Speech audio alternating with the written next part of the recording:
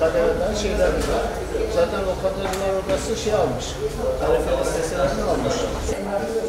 Eğer size sezonluk olmasa da işlemesi olmaz. Senin elinde olan bir iş. Tüketici oturduğu zaman elindeki menüde tüketici sipariş edilmez ama kapıda işaret edilmez. Tüketici senin lokantana girmeden önce fiyatını görmek zorundadır. Tamam. Yani bunu açmak zorundasın. Tüketici masanın üzerinde bulunması. Tamam. Şimdi bunun kaç kapı girişimiz var? Çok. Bir kapı. Şimdi kapının girişine fiyat tarife listemiz açılır. Fiyatlarımız. Ayrıca masalarımızda menülerimiz var.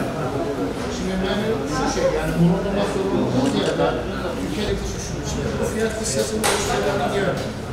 Şimdi örnekler ki bunlar hepimizin yanında. Bazen mekana giriyorsun.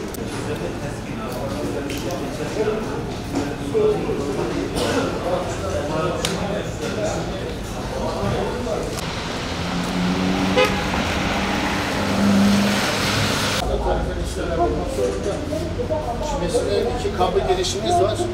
İki kapı girişin ikisinde de sattığınız ürünlerin fiyat tarife listeleri açık. Böyle tüketici içeri girmeden fiyatlarını biliyor. Tamam.